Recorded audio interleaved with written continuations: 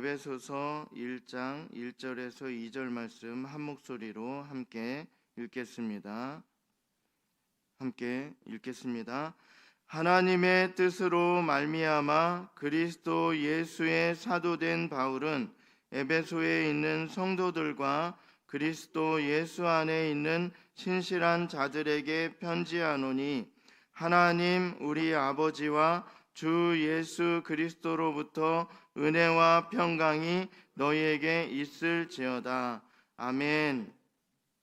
오늘은 에베소서 1장 말씀 두 번째로 1장 1절에서 2절 말씀으로 은혜와 평강에 이르는 길이라는 제목으로 말씀을 나누도록 하겠습니다. 우리는 은혜와 평강에 대해서 이전 시간에 함께 말씀을 살펴보았습니다. 은혜와 평강이라는 단어가 무엇을 의미하는가, 또 서로 이 은혜와 평강은 뗄래야 뗄 수 없는 그러한 불가분의 관계에 있다라고 우리는 이 사실을 1장 1절에서 2절 말씀을 함께 살펴보았습니다. 사도 바울의 인사말은요, 형식적이고 의례적인 것이 아닙니다. 우리가 지나가면서 그냥 아무 감정 없이 안녕하세요 이렇게 인사하는 것이 아니라 그 분명하고 확실한 내용, 그 확실한 내용이 담긴 것이다. 이 사실을 우리는 살펴보았습니다. 오늘은요, 이 은혜와 평강이 어디서부터 오는가, 또 은혜와 평강을 소유하고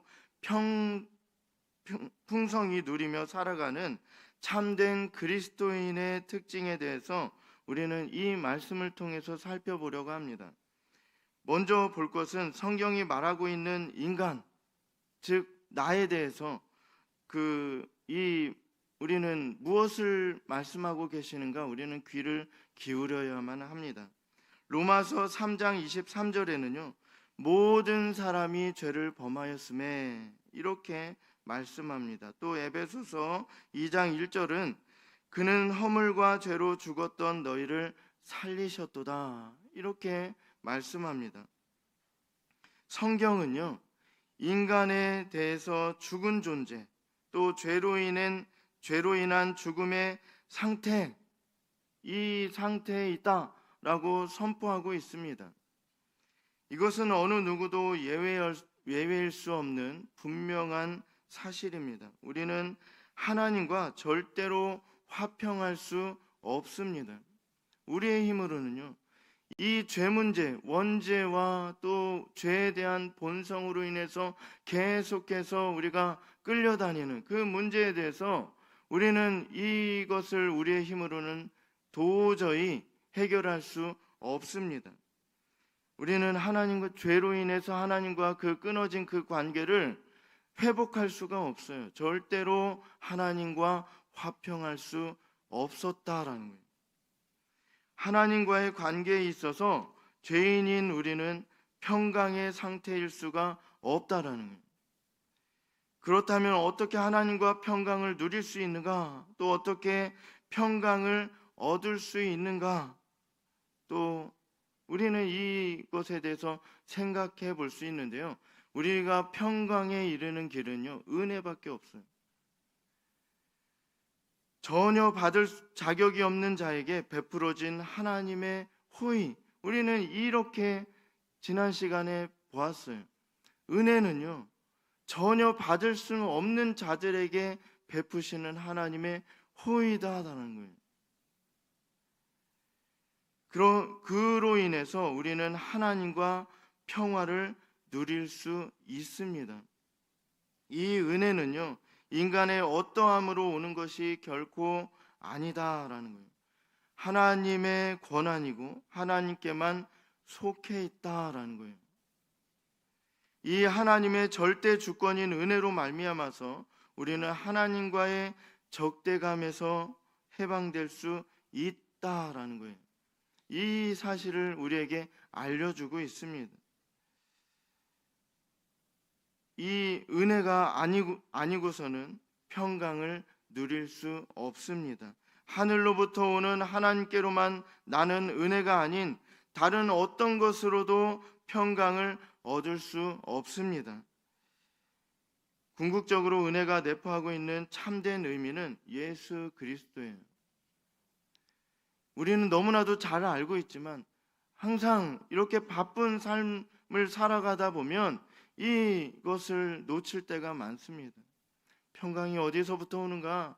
하나님의 은혜로. 그 은혜의 그 궁극적인 것은, 그 궁극적으로 그 말씀하고 있는 것은 예수님이라는 거예요. 예수 그리스도의 십자가, 그 십자가에서 흘리신 보혈의 피가 은혜다라는 거예요. 우리가 구원을 어디서 얻습니까? 예수 그리스도. 그 구원 받았다, 죄사함을 받았다와 똑같은데 이 죄사함은 예수 그리스도의 그 보혈의 피로 말미암아 우리가 죄사함을 얻는다라는 거예요. 로마서 5장 1절에는요 이렇게 말씀합니다. 그러므로 우리가 믿음으로 의롭다 하심을 받았으니 우리 주 예수 그리스도로 말미암아 하나님과 화평을 누리자. 우리가 어떻게 화평을 누릴 수 있는가? 이 평강이 어디에서 오는가? 예수 그리스도로부터 온다라는 거예요. 하나님의 은혜, 곧 예수 그리스도의 고귀한 사역은 우리로 하나님과 평강을 누릴 수 있는 길을 열어줍니다. 이 예수 그리스도로 인하여서 우리는 평강을 얻는다라는 것입니다. 은혜로 말미암아 평강이 오게 됩니다. 그렇다면 은혜와 평강은 누구로부터 온다고 말할 수 있는가? 우리가 지금 계속해서 이 은혜, 그 평강은 은혜로부터 오고 은혜는 궁극적으로 예수 그리스도를 가리키고 있다라는 그 사실을 우리는 보았습니다. 요한복음 1장 17절에도 이렇게 말씀합니다. 율법은 모세로 말미암아 주어진 것이요 은혜와 진리는 예수 그리스도로 말미암아 온 것이라. 또 에베소서 1장 2절 하나님 우리 아버지와 주 예수 그리스도로부터 은혜와 평강이 너희에게 있을지어다. 이렇게 성경 말씀은 하나님께서 우리에게 가르쳐 주시고 계세요. 은혜와 평강 예수 그리스도로부터 온다. 계속해서 말씀하고 계십니다. 은혜와 평강은 하나님으로부터 예수 그리스도를 통해 우리에게 전해집니다. 그렇다면 우리가 어떻게 해야 되겠습니까? 은혜와 평강을 얻을 수 있는 방법은 다름 아닌 기도다라는 거예요. 우리가 그 은혜와 평강 얻기 위해서 계속해서 노력하지만 어디서 얻을 수 있는가? 하나님을 의지하는 것. 기도는 하나님, 저는 하나님만 전적으로 의지합니다라는 표현이 그 속에 들어있어요. 기도에 들어있다라는 거예요. 우리는 기도해야 돼요. 하나님께 간절히 구할 때 하나님께서 기도를 들으시고 은혜를 허락하여 주십니다. 다른 것 없어요. 기도예요. 우리가 잘나서 우리가 하나님께 무엇을 해드려서 그렇지 않습니다. 하나님께서는 우리에게 그것을 받지 않으셔도 하나님께서 가지고 계신 게 무한하신 분이세요. 그런 분이 욕심을 내서 우리에게 무엇을 내라, 무엇을 줘라 이렇게 말씀하십니까? 그렇지 않습니다. 하나님께서는 모든 것을 가지고 계시고요. 우리가 드리는 것조차 이렇게 하나님 거예요. 그런 분이 우리에게 무엇을 요구하시겠습니까? 기도예요. 하나님으로부터 나오는 그 은혜로 말미암아 예수 그리스도를 통해 우리는 평강을 누릴 수 있습니다. 기도함으로 얻는 복된 주님의 자녀들이 되어야 할 것입니다. 다음으로 은혜와 평강을 누리는 참된 성도의 특징은 무엇인가? 은혜와 평강을 누리는 성도의 모습이 어떤 것인가 생각해 보기를 원하는데요. 우리가 은혜와 평강을 경험했을 때 그때를 한번 기억해 보면 알 수 있습니다. 그때 우리의 모습은 아마도 기쁨에 가득 차 힘차게 찬송을 부르는 모습이었을 것입니다. 그 사랑이 느껴져서 성령님께서 그 순간 역사해 주셔서 우리가 그 구원의 그 기쁨, 은혜에 대해서 감사하는 마음, 우리가 예수님을 처음 만났을 때 어떤 모습이었어요? 그 하염없이 흐르는 눈물, 감사함으로 인해서 또 구원에 대한 그 확신에서 오는 그 기쁨, 지금은 더 많아야 되겠죠. 그때 처음 만났을 때 그 감격과 그 기쁨이 사그러들면 안 돼요. 더 많아져야 됩니다. 스펄전 목사님은 예수님의 은혜를 생각했을 때 그 은혜가 느껴지지 않아서 울었어요. 그 감격이, 이 사실을 알잖아요. 우리는 그 스스로 죄사함을 우리의 능력으로 할 수 없고, 우리가 구원의 문제를 우리 스스로의 능력으로 해결할 수 없는 그것만 생각해도 우리가 그 구원의 확신이 있는 그 삶을 앞으로 계속해서 살아갈 때 오는 그 은혜, 받는 그 은혜들을 제쳐놓고서도 우리가 구원의 그 문제, 도저히 해결할 수 없는 그 구원의 문제를 하나님께서 해결해 주셨다. 은혜로, 선물로 값없이 주셨다.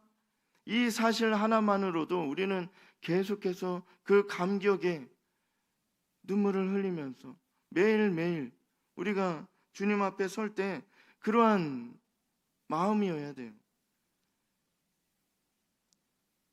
그 구원의 즐거움과 은혜의 감사에 대해서 우리가 항상 찬송하는 이기지 못하는 그 기쁨을 이기지 못해서 하나님께 찬송하지 않고는 견딜 수 없는 그 마음, 그러한 마음이었을 것이다 라는 거예요. 우리가 처음 예수님을 만났을 때 그 모습, 은혜와 평강을 누리는 성도의 특징은요, 하나님을 찬송하는 것이다 라는 거예요. 이 마음이 우리에게 있는가? 찬송은 감사와 섞여서 나오는 거예요. 이 마음이 우리 속에 있는가? 세상에 찌들어서 정말 쉴 수 없이 우리가 먹고 살려면 계속해서 일을 해야 되고, 하지만 요즘에 아이들 노래를 계속해서 길을 다니면서 춤도 추고 노래도 하고, 춤추고 노래하는 것이 너무 좋아서 옆에 이렇게 있으면 좀 이상한 사람처럼 이렇게 보이기도 해요. 막 길 가면서 노래를 막 흥얼흥얼 하면서 다니고 또 춤도 춰요. 막 이런 모습을 볼 때 좀 이상하게 보이긴 하지만, 우리가 일을 집중해서 할 때는 찬송할 수 없을지라도 우리가 길을 걸을 때, 또 시간에 여유가 있을 때 우리가 하나님께 감사하며 찬송하는 모습인가? 사도 바울은 2절에서 은혜와 평강이 있기를 바라면서 곧바로 은혜와 평강의 행동이 무엇인가? 참된 성도의 특징을 보여주는데요. 3절에는요, 찬송하리로다 하나님, 이렇게. 또 6절에요, 그의 은혜의 영광을 찬송하게 하려는 것이라. 또 12절에는요, 그의 영광의 찬송이 되게. 또 14절에는요, 그의 영광을 찬송하게 하려 하심이라. 이렇듯 사도 바울은요, 끊임없이 찬송하는 모습을 보여주고 있습니다. 은혜와 평강을 체험한 그리스도인의 가장 큰 특징은 바로 찬송의 모습입니다. 거저받은 은혜에 대해서 하나님으로부터 예수 그리스도를 통해 임한 은혜로 말미암아 누리게 된 평강에 대해 우리는 찬송할 수밖에 없습니다. 또 살면서 때에 맞게 하나님께서 베푸시는 은혜, 우리는 잘 알잖아요. 너무나도 힘들다 할 때 우리의 몸과 영혼을 소생시켜 주셔서 힘이 넘치게 하시고 열정이 넘치게 하시고 그 일을 계속해서 지속하게 해주시는 하나님의 은혜를 받는 거예요. 우리가 할 수 없습니다. 어떤 분들은 너무 소진돼서 이제 나눠줄 것이 없기 때문에 이 일을 내려놓습니다. 아니에요. 그 일을 하나님께서 시키셨을 때는 은혜를 계속해서 부어주실 거예요. 이 은혜들을 계속해서 받는 거예요. 이것은 너무나도 당연한 일입니다. 하나님을 찬송하는 것, 찬송할 수밖에 없는 것. 이것은 우리에게 너무나도 당연한 일이다라는 거예요. 우리의 삶 속에서 찬양이 있는가 생각해 봐야 할 문제입니다. 끊임없이 하나님을 높이고 기리는 찬송을 부르며 하루를 또 순간순간을 보내고 있는가 우리 삶을 다시 한번 살펴봐야 할 것입니다. 이사야서 43장 19절에서 21절은요 이렇게 말씀합니다. 보라, 내가 새 일을 행하리니 이제 나타낼 것이라. 너희가 그것을 알지 못하겠느냐? 반드시 내가 광야의 길을 사막의 강을 내리니 장차 들짐승 곧 승냥이와 타조도 나를 존경할 것은 내가 광야의 물을 사막의 강들을 내어 내 백성 내가 택한 자에게 마시게 할 것임이라. 이 백성은 내가 나를 위하여 지었나니 나를 찬송하게 하려 함이니라. 이렇게 증거하고 있어요. 우리는 이것은 너무나도 당연한 것이에요. 하나님을 찬송한 것은 너무나도 당연한 것입니다. 은혜와 평강의 결과 찬송의 이유가 생기듯이 우리는 찬송의 모습을 통해 은혜와 평강의 그 정도를 가늠할 수 있습니다. 하나님의 은혜와 평강에 대해서 묵상하며 온전히 하나님만을 높이며 찬송하는 복된 성도의 삶을 살아가는 우리 모두가 되기를 간절히 소망합니다.